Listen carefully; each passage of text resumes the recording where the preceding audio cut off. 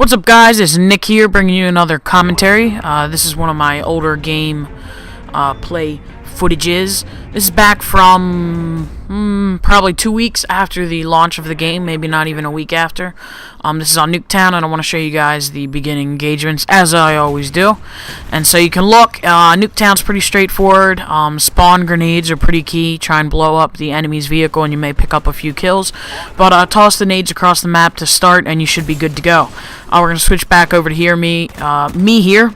And what I wanted to talk about today was balance. Now, this is a pretty irrelevant commentary by now, and the reason I still want to show it is because,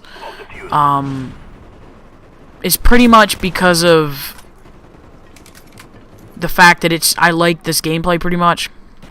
It's a game in demolition, but I liked this gameplay a lot. It shows my campy side, and it shows something on Nuketown that I haven't been able to do in a while.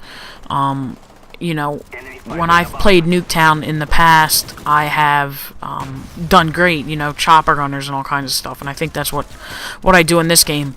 But recently, I've been having problems with that, and I think it's because, just like in every Call of Duty game, the enemies have start to have figured out the maps and stuff, and so you know, it's how it is.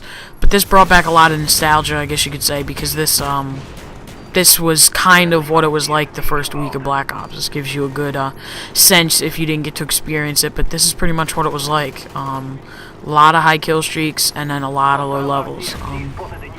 That's pretty much how it was for the first, you know, couple weeks of the game. And if you just look, I mean, you can see really no one had prestiged yet. We were all getting pretty close to prestiging, but nobody had really prestiged yet. So this is pretty early in the game's cycle, as you would say. I don't play the objective this game. I just want to go ahead and warn you, I don't play the objective. I go ahead and camp. And I'm trying to think. I don't get dogs. I think I get chopper gunner. I think I was running Blackbird, chopper gunner, and dogs. I'm pretty sure. Not sure. But you know.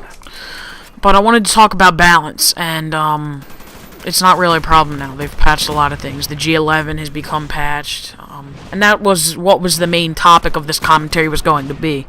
I basically figured out that if I took the G11 with my low power scope, I could just pop headshots right as they walked across the corner of that bus. I could see through that window, and I could just tell that one of them was coming. You know. So, that's what I wanted to talk about. But it's not really that prevalent anymore. They've patched the G11, they've nerfed it, and Black Ops kind of returned to its boring old self. You know, when this game first came out, everyone was like, yeah, it's Black Ops, it's balanced, there's no noob tubes. Well, there's noob tubes, but people don't abuse them. Yeah! Here's a nice little spot if you still haven't learned this. It's great if you have like a light machine gun or a G11. You can actually hop on the bed and just pick them off if they're standing in the other window. But, you know, now it's to the point where Black Ops has gotten boring for some people, and it's gotten very repetitive to me. You know, I've always played zombies, but I find myself playing it a lot more in Black Ops. I mean, I played it a lot in World at War. The Map Pack 3 maps for World at War, the multiplayer maps, I barely know them because I barely ever played them. I pretty much just played Derice. But yeah, this is also the chopper gunner is when the diamond would show up right as they respawn. Now they patched it so their diamond doesn't pop up as soon as they respawn. It pops up a little after. I don't know why they did that. Pretty dumb. But just to patch it even more, and I do go on, like, you know, some chopper gunner tear in this game because this is Nuketown, and any kind of over 8 kill streak that you get in this game on this map just absolutely rapes the enemy team, and that's what I'm gonna do here.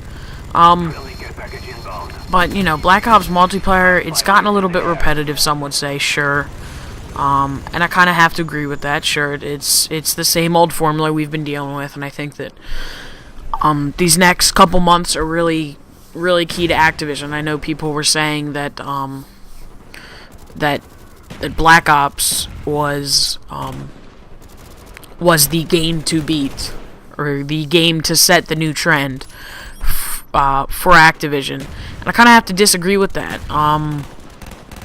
it was, and it did depend on stuff. I think if Black Ops had flopped, it definitely would have lessened Call of Duty's strength. But Black Ops really didn't go up against any big competitors, other than Halo Reach. And I know that a lot of people consider Halo Reach a big disappointment. So, I mean, sure, Halo Reach was a competitor, but it never really caught on that much. A lot of Call of Duty commentators tried it out, and then it just never really stuck with them. And that's kind of where it's at right now. Just kind of felt like a milked release. But this year, we have got a lot of core stuff coming out.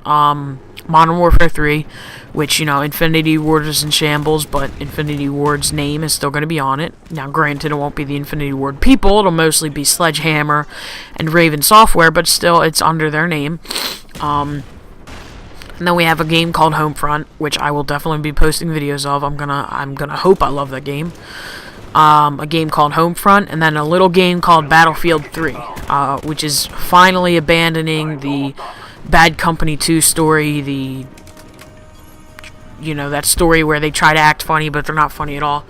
They're finally abandoning that and going back to the core, hopefully, the core Battlefield formula. Now, I think since the Frostbite engine is being used in that game, I think that, it will seem very much like a Bad Company 3 type game, but I don't know how it'll turn out.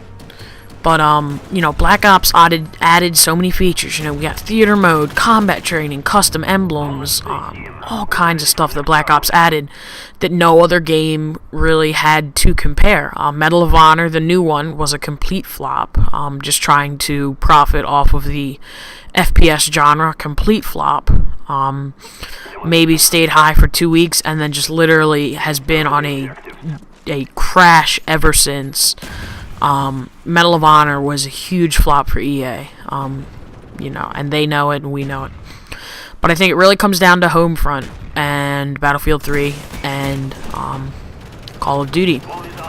And I think that, the FPS genre, which seems to be the most popular, the biggest selling, and I think that's pretty obvious, is that, all these new developers decide they want to make a first-person shooter game. Back in the 80s, they all wanted to make platformer games or whatever, And so FPS gaming has become the biggest thing right now because it's so social, interactive, and fun.